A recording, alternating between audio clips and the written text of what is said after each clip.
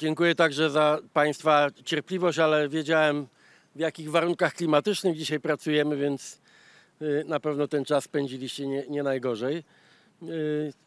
Bardzo się cieszę, że w tym ciepłym i wiosennym dniu możemy zainaugurować konferencje prasowe w plenerze takim bardzo ważnym i równocześnie właśnie optymistycznym i wiosennym komunikatem o tak zwanym babciowym. Pani minister Agnieszka Dziemianowicz-Bąk co prawda się zawsze lekko irytuje, kiedy ja mówię babciowe, no bo rzeczywiście to słowo babciowe, ono nie do końca opisuje wszystkie atuty i wszystkie rozwiązania, jakie są zawarte w ustawie, którą przyjęliśmy jako rząd godzinę temu. Każde dziecko w Polsce, każde bez wyjątku dziecko w Polsce do 35 miesiąca, a więc do tego czasu, kiedy będzie mogło już iść do przedszkola, będzie mogło liczyć na pomoc państwa. Każde bez wyjątku. Panie powiedzą za chwilę o różnych szczegółowych rozwiązaniach zawartych w tej ustawie, ale to, co nam, ta główna naczelna idea, jaka nam przyświecała, to była pomoc tym wszystkim, którzy chcą też sobie, swojej rodzinie, swojemu dziecku, ale też Polsce pomóc. No bo to, co jest takie ekscytujące w tym babciowym, to, że no załóżmy mama, bo to oczywiście będzie częściej mama niż tata. Po tych 18 tygodniach, 18? Tak? Tak, po 18, tak. Tak, no muszę się upewniać, bo przestrzegały mnie panie minister, żebym żadnego błędu nie popełnił. Zdecyduje się wrócić do pracy, bo chce pracować, chce zarabiać, chce się rozwijać. To może pójść do tej pracy i państwo pomoże jej, to jest te 1500 zł tak zwanego babciowego, aby mogła wykorzystać te pieniądze na opiekę nad dzieckiem. W innej formie pomocy mamy także ojcowie będą otrzymywali wsparcie od państwa na żłobki. Też do 1500 zł, w zależności od tego, ile w danej miejscowości żłobek kosztuje. I to jako efekt uboczny, ale bardzo ważny, spowoduje także rozwinięcie sieci żłobków. Z przedszkolami jest ok w Polsce, natomiast ze żłobkami zainteresowani dobrze wiedzą, nie jest tak łatwo. Bywają drogie, bywają szczególnie poza dużymi miastami, te usługi wcale nie są aż tak powszechne i takie częste. Powiedziałem, że ta idea to jest też pomoc Polsce. Każda mama, każdy tata, którzy się na to zdecydują, będą płacili składki. Nie są na urlopie wynikającym z rodzicielstwa, tylko pracują, a więc płacą składki. Płacą podatki. Tak jak już kiedyś to obliczaliśmy, nawet jeśli mówilibyśmy o płacy minimalnej, to wpływy ze składek i podatków, one będą równoważyły w dużym stopniu nakłady wynikające z tej ustawy, nakłady na pomoc dla rodziców. I dlatego, no i to, co było dla nas bardzo ważne, że te decyzje podejmie on wyłącznie w zgodzie z własną ochotą, z własnymi możliwościami. Nikt tu niczego nie będzie narzucał. Oferujemy także pomoc rodzicom, tym, którzy jednak zostają w domu. I to jest aktywny rodzic w domu? Aktywnie w domu, tak. Cokolwiek państwo sobie możecie wyobrażać pod tym hasłem. To oznacza, że także ci rodzice, z których jedno na przykład z jakichś powodów nie chce albo nie może pójść do pracy, też nie będzie pozbawione pomocy, tylko otrzyma, i to jest wszystko oprócz 800 plus, żeby nie było wątpliwości, też otrzyma finansowe wsparcie od państwa i to jest 500 zł i inaczej niż było w przeszłości, będziemy te 500 zł płacili za każde dziecko, a nie na drugie i kolejne. Do tej pory, jak się miało jedno dziecko, to jedno, czy później to pierwsze dziecko nie otrzymywało tego świadczenia. Nazywane jest rodzicielskim kapitałem opiekuńczym. rozwijamy je, tak aby wszystkie dzieci były tym objęte. Zakładamy, to trochę zależy od Sejmu oczywiście, no nie trochę, to ustawa musi być. Jak wiemy też, czasami komuś do głowy wpadnie pomysł, żeby zablokować jakąś ustawę, mimo że ludzie na nią czekają, ale tutaj tak czuję, że nikt się nie odważy. No, przepraszam za to sformułowanie, ale nikt się nie odważy zablokować ten program, który daje nadzieję setkom tysięcy, no bo mówimy o ponad 500 000 dzieciaków, tak? Ponad 500 000 dzieciaków, a więc także ich rodzin na to czeka. Te pieniądze trafią do mamy, rzadziej taty z oczywistych względów i będą mogły być wydane zgodnie z wyobrażeniem rodzica. Jedynym warunkiem jest to, że przystępuje do pracy. Mówimy o tym typowym babciowym. Idziesz do pracy, to bardzo łatwo jest udokumentować. To, co obywatel będą musieli zrobić, jest bardzo proste. Nie będzie to skomplikowane, jakby dotarcie do tego świadczenia. Bardzo panie ministry zadbały o to, żeby ten projekt nie był skomplikowany już później w praktycznym użyciu. Żeby ludzie naprawdę nie mieli żadnego problemu, żeby zrozumieć, kto, kiedy, w jaki sposób może te świadczenia uzyskać. Liczymy na to, że trochę to zwiększy dzietność, chociaż tutaj trzeba być ostrożnym z takimi optymistycznymi założeniami. Po doświadczeniach z 500+ i z 800+ widać, że pieniądze nie zawsze się przekładają na zwiększenie dzietności. Chociaż tutaj odpowiadamy na wyzwanie, które się pojawiało w ostatnich latach bardzo tak wyraziście, że ludzie nie chcą mieć dzieci, bo się boją, że nie będą mieli z kim zostawić tego dziecka, albo nie będą mieli pieniędzy na taką opiekę, że nie ma dostępu właśnie do żłobka. Tutaj to na pewno się zmieni. Jeśli Sejm i prezydent nie zrobią nam tutaj kłopotów, to 1 października to świadczenie powinno być już dostępne w każdym polskim domu. Pani minister. Dziękuję, panie premierze. Szanowni państwo. Prawie każda młoda matka, prawie każda młoda kobieta w Polsce chociaż raz podczas rozmowy rekrutacyjnej w pracy usłyszała pytanie: jak zamierza pani godzić życie zawodowe z życiem rodzinnym, pracę z opieką nad dzieckiem? To pytanie, które oczywiście nigdy nie powinno padać na rozmowach kwalifikacyjnych, jest pytaniem niezwykle ważnym. Ale to pytanie jest ważne wtedy, kiedy kierujemy je pod adresem państwa. Bo to rolą państwa jest umożliwić łączenie ról zawodowych z rolami rodzinnymi. Bycie mamą z bycie aktywną zawodowo, bycie tatą z byciem pracownikiem. I właśnie dlatego, że to pytanie jest kierowane pod adresem państwa, my udzielamy odpowiedzi. Tą odpowiedzią jest przyjęty dzisiaj przez Radę Ministrów program Aktywny Rodzic. Program, który realizuje postulat babciowego kierowanego oczywiście i do babci, i do dziadka, i do wujka, i do cioci, w zależności od tego, jak zdecydują rodzice, komu powierzyć opiekę nad maluchem, ale także sprzyja po prostu wolności wyboru. Bo jeżeli rodzice chcą powierzyć dziecko opiece babci, cioci, dziadkowi albo niani, dostaną na to 1500 zł wsparcia od państwa. Warunkiem jest aktywność zawodowa.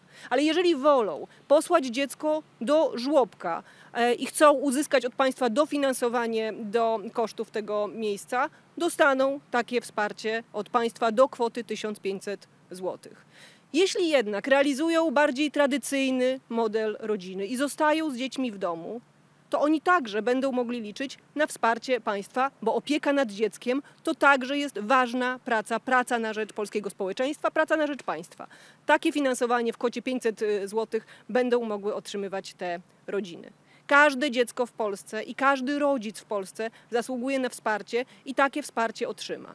Są oczywiście grupy, które takiego wsparcia potrzebują szczególnie. To dzieci z niepełnosprawnościami. Dla nich przewidujemy zwiększenie tego świadczenia z kwoty 1500 do kwoty 1900 zł. Wynika to z konieczności ponoszenia dodatkowych kosztów opieki, współpracy, troski nad takim dzieckiem. To jest po prostu sprawiedliwe. Bardzo ważną informacją, na którą wiemy, bo otrzymujemy wraz z wiceministrą Aleksandrą Gajewską liczne telefony z pytaniami o ten program, jest informacja, że program ten obejmie nie tylko tych rodziców, którzy po wejściu w życie ustawy zdecydują się wrócić na rynek pracy, wrócić do aktywności zawodowej, ale także tych rodziców dzieci do 35 miesiąca życia, którzy już aktywni są. Bo aktywność i pracę należy doceniać, a rodzinę należy wspierać. rodzina i praca to się nie kłóci. Rodzina i praca idzie w parze i rolą Koalicji 15 października, rolą Ministerstwa Rodziny, Pracy i Polityki Społecznej i całego rządu jest o tym pamiętać i to wspierać. Dziękuję. Od 2 lat, kiedy jesteśmy w terenie, spotykamy się z mieszkankami i mieszkańcami Polski, niezależnie od tego, czy to jest mała gmina, czy to jest większe miasto, pojawia się to pytanie o dostępność do opieki wczesnodziecięcej. Pojawia się kwestia małej liczby urodzeń. Ten przyrost naturalny teraz jest minusowy, to jest minus 37 000. Dlatego tak ważne w naszej pracy było zapewnienie kompleksowego wsparcia dla rodzin i dla rodziców dzieci tych małych, czyli w wieku do lat 3. Mówimy o reformie, kompleksowej reformie świadczeń i wsparcia, które do tej pory otrzymywali rodzice. Dajemy rodzicom wybór. Dzisiaj już nie będzie żadnych barier, które będą powodowały, że rodzice nie mogą połączyć swojej aktywności rodzicielskiej z tą aktywnością zawodową. Dlatego w naszym programie upraszczamy cały system świadczeń, tak by on był dostępny, zrozumiały i intuicyjny dla każdej mamy i dla każdego taty, który będzie chciał z niego skorzystać. Ta osoba będzie wchodziła na stronę ZUS-u i będzie logowała się do systemu poprzez swój profil zaufany czy w inny sposób i będzie decydowała, jaka forma wsparcia będzie tę osobę interesowała. Jesteśmy elastyczni, bo wiemy, jak różne sytuacje życiowe i zawodowe spotykają nas na co dzień. Dlatego program nasz składa się z 3 części. Tego aktywnego rodzica w pracy, kiedy to będziemy badać aktywność zawodową obojga rodziców i będziemy wypłacać bezpośrednio na konto rodziców 1500 zł. Rodzice będą decydować, co z tymi środkami zrobią. Druga część programu to jest aktywnie w żłobku. Rodzice, którzy decydują się na to, żeby dziecko rozwijało się razem z rówieśnikami, będą otrzymywali do 1500 zł bezpośrednio do placówki, osoby, która tą placówkę nadzoruje, albo samorządu terytorialnego, który zapewnia tę opiekę dla dzieci. Nie zapominamy też, że wielu rodziców nie decyduje się na aktywność zawodową. Widzimy w danych, że aktywność zawodowa kobiet to jest 66%, kiedy mają dzieci w wieku do lat 6, a mężczyzn jest 20% więcej. Powiązujemy tę aktywność zawodową kobiet z ich rolą rodzinną, czyli byciem matką. Dlatego też uwzględniamy w naszym systemie osoby, które chcą pozostać w domu, nie chcą podjąć tej aktywności zawodowej i każde dziecko otrzyma 500 zł, to jest ten bezgotówkowy transfer na konto. Każde dziecko zostanie objęte, każde małe dziecko w wieku do lat 3 zostanie objęte formą wsparcia. Damy rodzicom wybór i zlikwidujemy bariery. Kiedy jeżdżę po gminach, byłam już w 6 województwach, spotkałam się z przedstawicielami ponad 400 gmin, cały czas powtarza się ten sam argument. Brak dostępu do opieki żłobkowej. Musimy stworzyć dla rodziców możliwość podjęcia decyzji. Ale żeby oni mogli wybrać i podjąć te decyzje, musimy zapewnić żłobek w każdej gminie. To jest nasze zobowiązanie kampanijne i my wypełnimy te białe plamy szczęściem rodzin, szczęśliwymi dziećmi, które rozwijają się w żłobkach i spokojem rodziców. Już nigdy nie będzie tak, że hasło rodzina to będzie hasło takie puste, które mówi do nas tylko z billboardów. My rodziny realnie wesprzemy, bo jak mówił ktoś bardzo doświadczony, nie róbmy polityki, budujmy mosty, a ja bym chciała parafrazować i powiedzieć, budujmy żłobki. Dziękuję bardzo. Dziękuję. I teraz... Jeśli jeszcze tak. pani minister pozwoli, bo tak jeszcze przez sekundę się tutaj upewniałem, bo to jest ważna informacja dla rodziców. To nie są te bardzo częste przypadki, bo mówimy o dzieciakach od 18 tygodnia do 35 miesiąca włącznie, dobrze mówię, żeby nie było wątpliwości, ale każde dziecko dostanie 1500. Jeśli jest na przykład 3 bliźniaków, nie będę teraz bawił się w inne jakby wyobrażenia, ale załóżmy, że w rodzinie jest 2 czy 3 dzieci w tym wieku, od 18 tygodnia do... Od roku do 35. Od roku, przepraszam, tak. W wieku żłobkowym. W wieku żłobkowym, od roku do 35 miesiąca włącznie, to każde z tych dzieci może otrzymać 1500 zł, albo na jedno dziecko można dostać 1500 zł, na drugie pomoc żłobkową. w zależności od rodziców. Także rzeczywiście chcemy tu być i elastyczni, no i żeby ludzie odczuli tę pomoc, żeby to nie było tylko taka czcza gadanina, tylko naprawdę, żeby to motywowało też, czy umożliwiało tym, którzy chcą iść do pracy, bezproblemowe podjęcie takiej decyzji. Przypominam, że też na rządzie przyjęliśmy jakiś czas temu, i to już ta ustawa leży w Sejmie, podwyżkę płac także dla opiekunek i opiekunów żłobkowych, głównie opiekunek. Bardzo sfeminizowany zawód, to jest 1000 zł brutto dla opiekunek i opiekunów żłobkowych, oczywiście w żłobkach publicznych, ponieważ nie mówimy tu w tej chwili o biznesie żłobkowym, tylko o żłobkach publicznych. Krok po kroku będziemy budowali coraz jakby lepsze warunki dla wszystkich, jeszcze raz to podkreślamy, dla wszystkich rodziców i wszystkich dzieci. No i babci. Bardzo dziękuję i teraz mamy czas na pytania. Proszę bardzo. Dzień dobry, Małgorzata Mielcarek, TVN24. Panie premierze, ja proszę o komentarz, być może pewną refleksję dotyczącą wyników wyborów samorządowych, które już oficjalnie znamy, szczególnie jeśli chodzi o wyniki wyborów do sejmików województw, bo tutaj Koalicja Obywatelska ustępuje miejsce Prawu i Sprawiedliwości, które ma przewagę, jeśli chodzi o ten wynik procentowy. Z czego to wynika? Niektórzy komentatorzy podpowiadają, że wynika to ze sporów, które toczyły się wewnątrz koalicji, a które wychodziły na zewnątrz, między innymi dotyczące aborcji. I pytanie, czy te wyniki wpłyną na kształt rządu, czy być może to wpłynie na potencjalną rekonstrukcję rządu, czy tu się zmieni jakoś układ sił, właśnie bazując na tych wynikach? Ja staram się i tak przekonuję też moje koleżanki i kolegów z koalicji 15 października, żeby mówić o takich sprawach też jak wyniki wyborów samorządowych serio. Wiecie, bez takiego udawania, że jest świetnie, ani bez posypywania głowy popiołem, że jest źle. Fakty są jednoznaczne. Ja bardzo cenię w tych narracjach politycznych fakty i liczby. Jeśli chodzi o tę średnią polską, znaczy, czyli to, co padło, te głosy, które padły w wyborach do sejmików i które układają się w obraz całości, to wyniki z wczoraj, znaczy z niedzieli i wyniki 15 października są prawie identyczne. Właściwie są 1 do 1. I to dotyczy zarówno głównych oponentów, a więc PiS-u, Koalicji Obywatelskiej, jak i partii mniejszych. Żeby też uzmysłowić sobie o to, co naprawdę zdarzyło się na scenie politycznej. Utrzymano w związku z tym, jeśli chodzi o poparcie ogólnopolskie, mniej więcej status quo z 15 października. Zobaczcie, jak rosną oczekiwania i ambicje ludzi po naszej stronie. 15 października, mimo że też na pierwszym miejscu był PiS, wszyscy zwolennicy zmiany wpadli w euforię. Jest. Pamiętam ten krzyk, sam krzyczałem. Dzisiaj mamy taki sam wynik. I ludzie mówią, powinno być więcej. Jasne, że powinno być więcej. Ale do tych faktów, do tych liczb chcę dołożyć, o tym już mówiłem publicznie w mediach społecznościowych, w polskich miastach. I nie mówimy tu o największych miastach, tylko mówimy o wszystkich polskich miastach. O całej puli. PiS może mówić o klęsce, nie o porażce. Z całą pewnością mocną pozycję PiS utrzymał na polskiej wsi i w regionach wschodnich. Ale jeśli chodzi nie tylko o głosy, ale także o odbieranie władzy PiS-owi na poziomie województw, to tutaj 11 do 5 to naprawdę nie jest 8 do 8. Więc z mojego punktu widzenia to, że dzisiaj mamy 11 do 5 w sejmikach, a było 8 do 8, to nie gniewajcie się, ale ja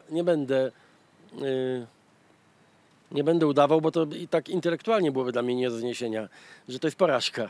Nawet jeśli ktoś chciałby ode mnie takich definicji czy takich słów. Więc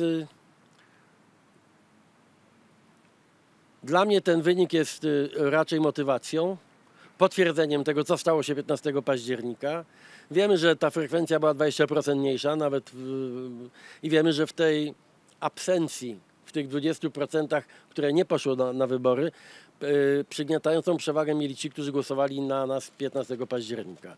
I to jest z jednej strony, to jest sygnał, nie jest tak łatwo zachęcić szczególnie młodych do tego stałego wysiłku wyborczego, ale to jest też sygnał optymistyczny. Jestem przekonany, że znajdziemy sposoby komunikacji i taką motywację, żeby więcej młodych ludzi znowu poszło do wyborów i to powinno oznaczać lepsze wyniki dla koalicji 15 października. Trudno mi dzisiaj powiedzieć, bo wiecie, to każdy ma swoją intuicję, ale znaczy mi się bardzo nie podobała ta taka awanturka, jeśli chodzi o nawet powiedziałbym tak personalnie, lidera Lewicy i marszałka Sejmu. Wiele słów było niepotrzebnych. Ja rozumiem emocje. Sam bardzo przeżywam kwestię praw kobiet i jestem też bardzo zaangażowany. Mam nadzieję w szybką pracę nad projektami ustaw, jakie są w Sejmie. Jak wiecie, czy pamiętacie, czy w czwartek? Nie w piątek, w czwartek. W czwartek powinniśmy w Sejmie wspólnie, cała koalicja 15 października, taką mam nadzieję, wiele na to wskazuje, że tak będzie, przegłosować że te wszystkie ustawy dotyczące praw kobiet, legalnej aborcji, mówię o głosowaniu, żeby prace przeniosły się do komisji, żeby niczego nie odrzucono, tylko żeby serio zacząć pracę w komisji nad projektami, które złożyła Lewica, złożyła Koalicja Obywatelska i Polska 20. Także Polska 2050, Szymona Hołowni. Mam nadzieję, że nam się to uda. Czy miało to wpływ na wynik wyborów? Nie sądzę, bo właśnie nie odnotowaliśmy i proszę sami to sprawdzajcie, żadnego tąpnięcia po żadnej ze stron. Nie ma żadnego jakiegoś takiej rekonstrukcji poparcia społecznego, więc nie sądzę, żeby to miało jakieś takie kluczowe znaczenie, ale generalnie jak się ludzie kłócą, to inni tego nie lubią oglądać. No, dla mnie to jest proste jak drut, nie wymaga jakichś politologicznych analiz. Nie warto się spierać, nie warto mówić o sobie lekceważąco albo tak nieprzyjemnie. Jesteśmy jednym zespołem, ciężko pracujemy. Ja nie wspomniałem na początku, ale ten projekt babciowego pewnie nie byłby możliwy, gdyby nie pełne zaangażowanie na przykład wicepremiera Kosiniaka-Kamysza. On w czasie moich pierwszych rządów, znaczy kiedy byłem premierem, właśnie zaczął ten proces i wtedy był autorem podobnych na mniejszą skalę rozwiązań, więc to pokazuje też, że potrafimy, chcemy razem ze sobą bardzo blisko współpracować, więc co do rekonstrukcji rządu, ona na pewno się zdarzy i ja o tym już mówiłem, że przełom wiosny i lata wydaje mi się takim stosownym momentem i będzie ona zależała wyłącznie, tylko i wyłącznie od merytorycznej oceny ministrów albo ich decyzji politycznej. Wiecie, o czym mówię. Są wybory do Europarlamentu, pojawiają się takie sygnały, że być może niektórzy z ministrów będą chcieli wzmocnić te listy i kandydować do Europarlamentu. No ale to jest jakby, wtedy jest taki wynik, że ich nie będzie jak wygrają i trzeba będzie uzupełnić rząd. Ale mówimy o bardzo nielicznych przypadkach. Natomiast z pracą w rządzie pożegnają się ci, których uznam jako premier, że z jakichś powodów nie wykorzystali optymalnie tych kilku miesięcy. Będę zresztą dzisiaj o tym rozmawiał też z liderami koalicji 15 października. Bez żadnych emocji. Mam poczucie pełnego wsparcia jako premier ze strony i marszałka Hołowni, i marszałka Czarzastego i premiera Kosiniaka-Kamysza. Pełne wsparcie w naszej pracy rządowej i to jest dla mnie bardzo budujące. I kolejne pytanie, bardzo proszę.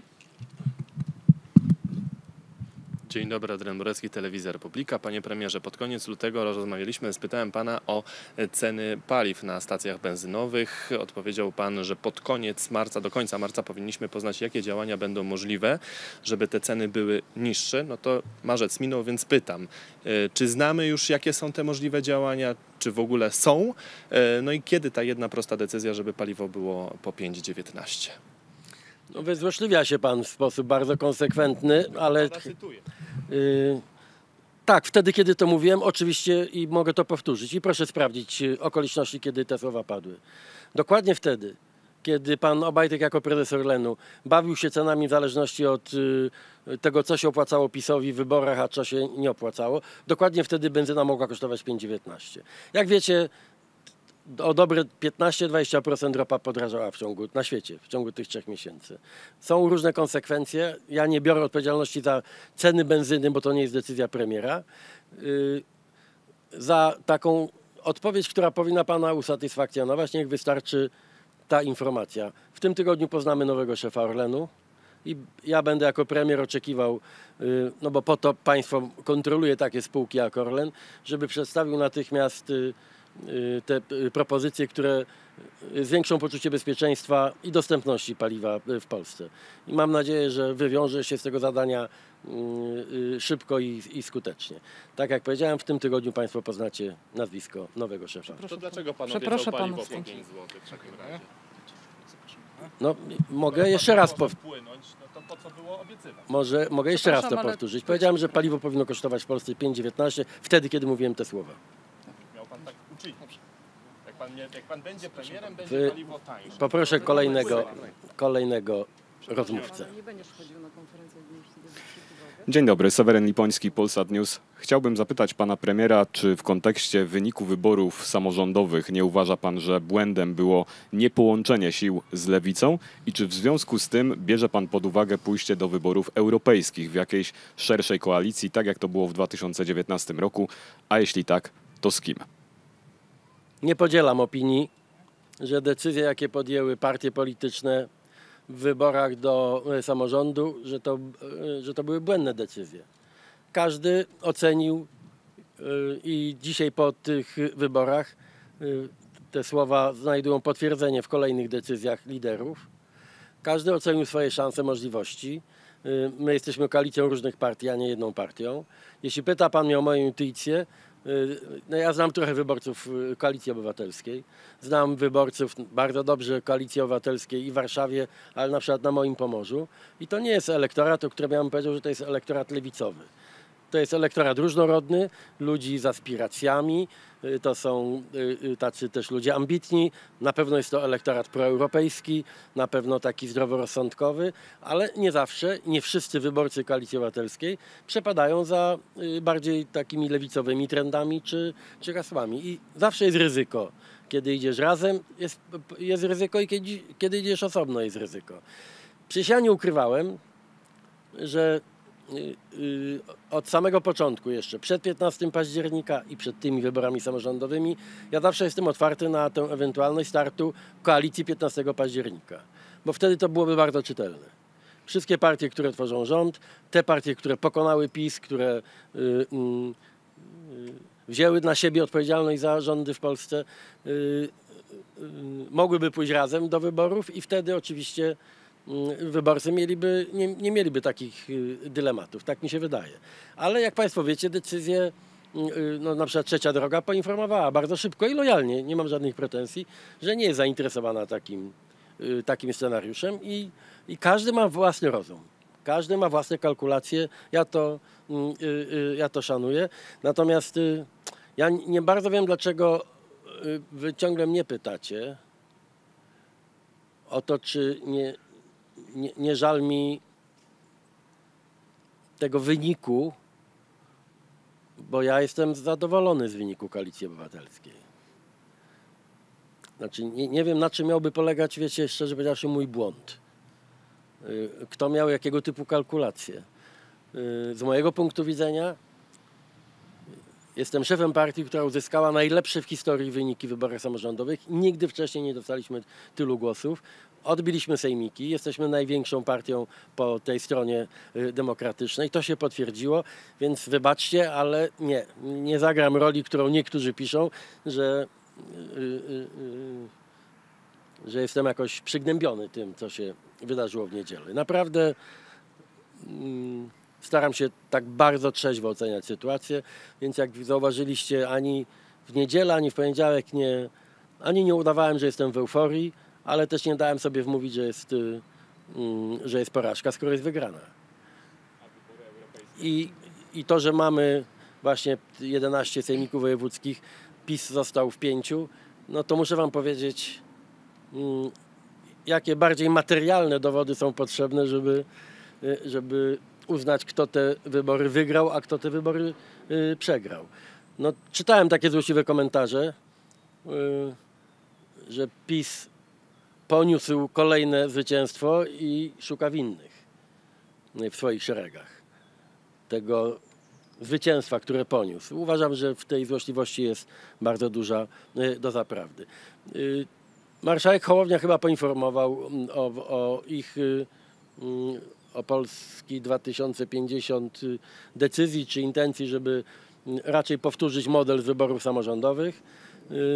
I ja to też szanuję. Na 99% pójdziemy w takiej konstelacji jak do wyborów samorządowych. Wszystko na to wskazuje, ale my i tak będziemy chcieli już, bo nie ma czasu za dużo, my musimy zacząć rejestrować komitety, zbierać podpisy, więc to jest kwestia godzin, a nie dni, kiedy te decyzje ostatecznie jakby zapadną. Ale spodziewajcie się raczej takiego układu, jaki poszedł do wyborów samorządowych. Dzień dobry, Karol Badochal z agencji Reutera. W zeszły piątek wiceminister rolnictwa zapowiadał, że rząd planuje wydać około 2 miliardów złotych na skup nadmiaru zbóż z rynku. Chciałem się dowiedzieć, jaką formę będzie miała ta pomoc. Czy to będą dopłaty bezpośrednie dla rolników, czy fizyczny skup zboża? Jeśli fizyczny, to co rząd zrobi z tym zbożem i jakich zbóż to będzie dotyczyć? Nie ma decyzji w tej sprawie. Jestem umówiony na jutro z przedstawicielami resortu rolnictwa. Przedstawią szczegółowe rozwiązania. Ja będę musiał mieć 100% pewność, że wydanie tak dużej kwoty, mówimy tu o 2 miliardach, bo takie informacje się pojawiły też w przestrzeni publicznej, że ta pomoc w rozładowaniu, no głównie rynku zbożowego, że ona przyniesie satysfakcję przede wszystkim polskim rolnikom. Ja dałem zadanie Ministerstwu Rolnictwa, powiedziałem to zresztą też protestującym, że jakakolwiek pomoc od państwa musi być skierowana wyłącznie do tych, którzy nie z własnej winy, poprzez nadmierny napływ zboża i innych produktów z Ukrainy, więc nie z własnej winy znaleźli się w poważnych tarapatach.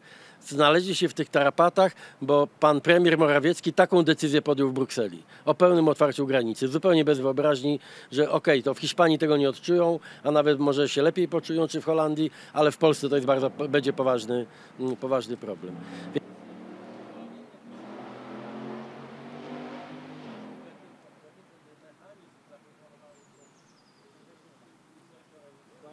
Będzie gwarantował, nie ma dźwięku. Ja mam głoś dość. Ale chodzi o to, żeby się jeszcze zarejestrowało. Jest okej? Możemy bliżej podejść do was, do mikrofonu. Czyli, że za głośno mówiłem, tak? Więc bardzo dokładnie jutro będę oglądał ten mechanizm, i bardzo bym chciał, żeby pomoc publiczna, jeśli ma trafić, to musi trafić do tych, którzy zostali poszkodowani, a nie do pośredników, traderów, dużych firm transportowych. Wiecie, o co mi chodzi. Znaczy mi nie chodzi o to, żeby na tych pieniądzach ktoś zarobił, tylko żeby te pieniądze trafiły do tych, którzy byli rzeczywiście najbardziej poszkodowani przez otwarcie granicy. Mam nadzieję, że też pewien ruch na giełdach światowych, jeśli chodzi o ceny zbóż i nasze działania, które w Brukseli przyniosły tę możliwość i my skorzystamy z tej możliwości, aby ograniczać już zgodnie ze wszystkimi przepisami europejskimi nadmierny napływ produktów żywnościowych, nie tylko zboża, do Polski z Ukrainy. Będziemy mieli już narzędzia prawne, bo od czerwca państwo zgłosi tylko komisji fakt destabilizacji rynku i będziemy mogli podejmować decyzje o zatrzymaniu, embargo, etc. w zgodzie z Unią Europejską i będziemy naprawdę każdego dnia pilnie obserwowali, które z tych narzędzi będzie trzeba użyć. Nadwyżka zboża to jest najważniejsza, to jest ten cel, na który chcielibyśmy spożytkować pieniądze, bo my musimy mieć też puste silosy i magazyny. Więc pomoc najbardziej poszkodowanym, głównie na rynku zbożowym i przygotowanie miejsca na zbiory tego roku. To są te w tej chwili pierwsze potrzeby. Ale po spotkaniu z tym jutrzejszym z resortem rolnictwa resort przedstawi precyzyjniejsze już decyzje. Czy bierze pan pod uwagę fizyczny skup zboża przez rząd? Proszę o tę cierpliwość. Nie chcę powiedzieć, wiecie jak czujnie słuchają nie tylko rolnicy każdej sugestii, nie chcę nikomu zamieszać w głowie. Jutro te informacje będą już precyzyjne.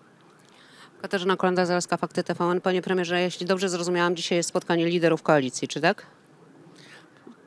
Bardzo prawdopodobne.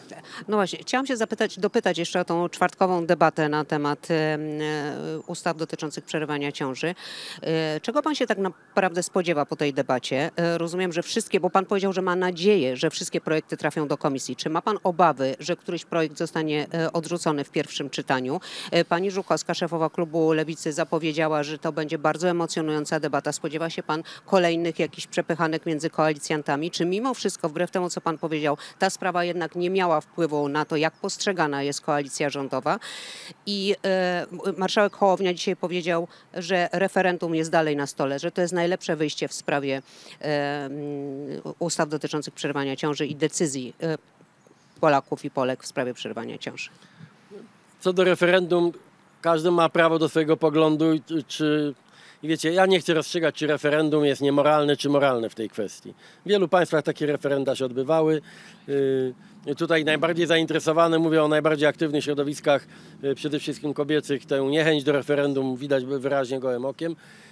Ale ja nie będę oceniał, czy referendum jest no właśnie etyczne, czy łamie jakieś zasady. Każdy zostanie pewnie przy swoim poglądzie. Problem polega na tym, że referendum w polskim systemie prawnym o niczym nie rozstrzyga. Nie, ale jeśli frekwencja będzie ponad 50%, referendum nie stanowi prawa w Polsce. My w referendum możemy zatwierdzić konstytucję i zdecydować o takich sprawach jak przystąpienie do Unii Europejskiej. To wtedy referendum jest wiążące i politykom już nic do tego. Jest decyzja ludzi, narodu, koniec. Natomiast referendum w sprawie opinii, jak ma wyglądać przyszła ustawa, jest sondażem. Później to i tak Sejm musi przegłosować, prezydent podpisać, więc w tym sensie uważam, że to jest trochę mydlenie oczu ludziom, że referendum cokolwiek rozwiązuje. Daje może komfort politykom, bo wiecie, niektórym łatwiej powiedzieć, tak sądzę. Niech to ludzie zdecydują, a ja nie będę musiał w związku z tym zajmować jakiegoś wiążącego stanowiska. Każdy ma prawo do takiego podejścia. Problem polega na tym, że referendum nie jest tutaj formą rozstrzygającą o czymkolwiek i dlatego ja pozostaję bardzo sceptyczny do tego pomysłu, no bo wydamy dużo pieniędzy, dużo emocji. Wiecie, co się zacznie dziać, jak będzie takie referendum.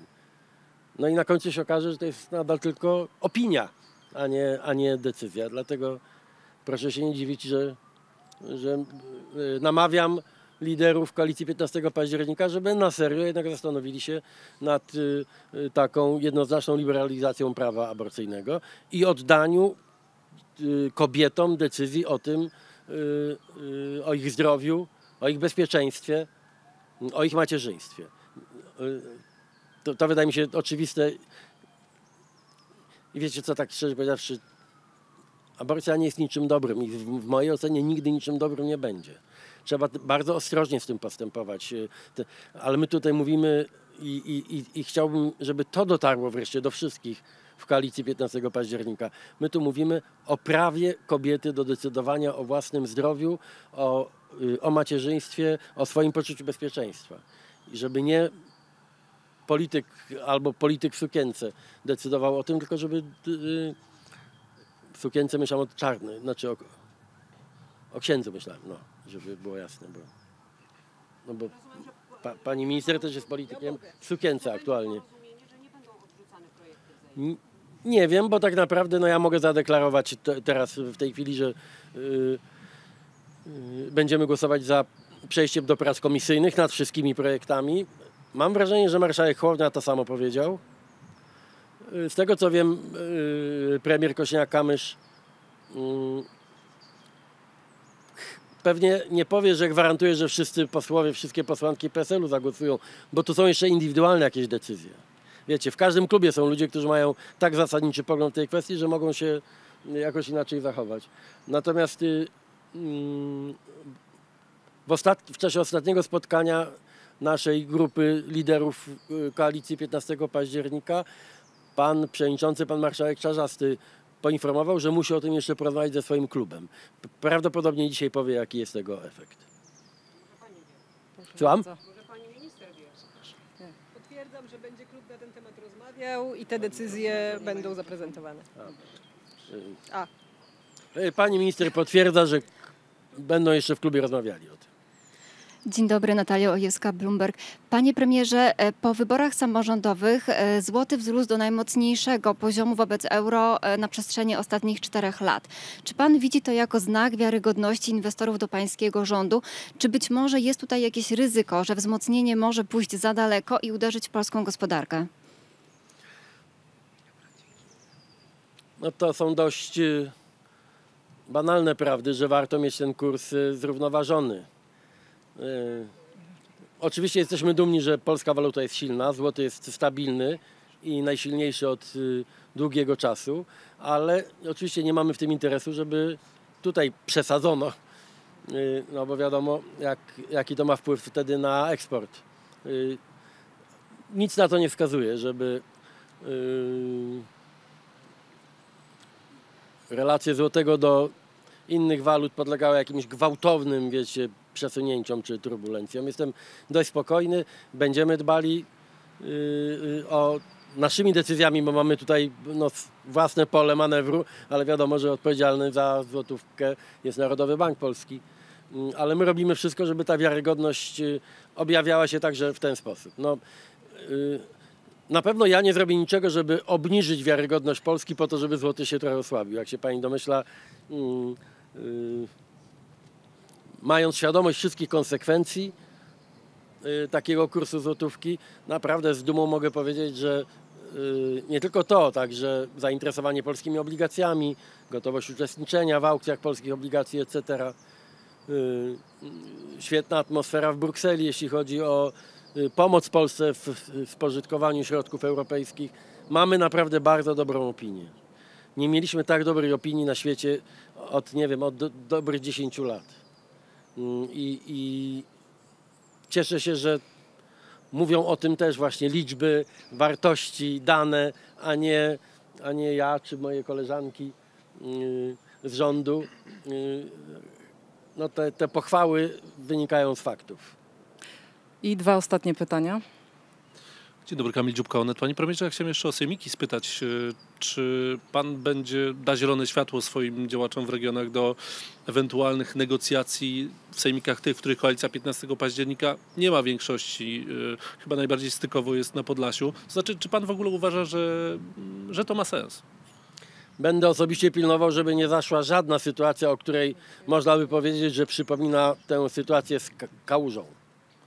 Pamiętacie państwo, 5 lat temu na Śląsku mieliśmy właśnie taką sytuację i pan Kałuża stał się symbolem, przynajmniej dla wszystkich takich przyzwoitych ludzi, stał się symbolem takiej politycznej korupcji.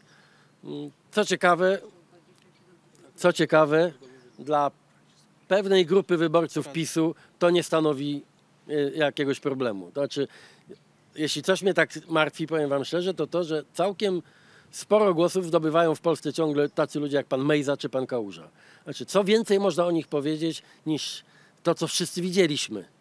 A jednak znajdują jakieś, może nie za szerokie, ale jednak wierne grono zwolenników. Nie wchodzi w rachubę żaden typ korupcji politycznej. Znaczy, czyli takiego podkupywania, dostaniesz tutaj coś dla siebie czy kolegów, tylko przejść na naszą stronę. I nie ze względów estetycznych, nie tylko ze względów moralnych. Ja uważam, tak na pewno nie wypada robić, ale też ja uważam, że bardzo szybko traci się władzę, jeśli się chce brać władzę za wszelką cenę. Nie wiem, czy się jasno wyrażam. Znaczy, natomiast ja też nie znam, wiecie, wszystkich nazwisk w sejmikach. Nie wiem, ile tam jest ludzi, którzy nie czują więzi z żadną partią i są gotowi, chcieliby brać udział we władzy. Jeśli takie przypadki się pojawią, no to chciałbym przede wszystkim, żeby takie transfery czy decyzje były wszystkie w takim pełnym świetle. Znaczy, żeby nie było nawet milimetra na spekulację, że ktoś coś dostał albo zarobił za zmianę barw politycznych. Także nawet jeśli takie coś by się miało zdarzyć w którymś z sejmików, na przykład na Podlasiu, to osobiście dopilnuję, żeby wszystko było absolutnie na stole i w świetle reflektorów, żeby nikt nie miał wątpliwości, o co chodzi, kto i dlaczego podjął jakąś decyzję. Dzień dobry, Karol Kosiorowski, Telewizja Polska. Panie premierze, chciałem zapytać o program ten mieszkaniowy, Mieszkanie na start, bo on jest w Rządowym Centrum Legislacji. Jakie tam są mechanizmy, które mają zabezpieczyć rynek nieruchomości przed tym, co działo się przy kredycie 2%, żeby te ceny mieszkań nie wystrzeliły tak, że albo ktoś się nie załapie, albo po prostu ci, którzy nie będą się ubiegać o to dofinansowanie, no też stracą. Dzisiaj zainaugurowaliśmy pewien, no nie jest jakiś odkrywczy, ale nowy model naszych konferencji prasowych. Panie ministry bardzo cierpliwie towarzyszą w tej drugiej części tej konferencji, ale zależy mi na tym, żeby na pytania dotyczące nie ich resortu, tylko czyjegoś, żeby odpowiedział ktoś za to odpowiedzialny. A nie ja w towarzystwie pań minister, które odpowiadają za zupełnie inny blok spraw. Jak wiecie, ruch na rynku mieszkań, ceny mieszkań, one podlegają zmianom nie tylko ze względu na politykę czy brak polityki państwa. Dzisiaj mamy sytuację, w której ceny mieszkań w wielu regionach w Polsce spadają, ale ma to raczej związek z atmosferą niepewności związaną z wojną na Ukrainie. Zupełnie inaczej wygląda czy zupełnie inna jest atmosfera na rynku mieszkań w północno-wschodniej Polsce, na przykład przy granicy z Rosją, a inna w Warszawie. Obiecuję panu, że kiedy to wyjdzie z Centrum Legislacji i trafi do nas na stół, że zrobimy konferencję prasową w obecności ministrów za to odpowiedzialnych.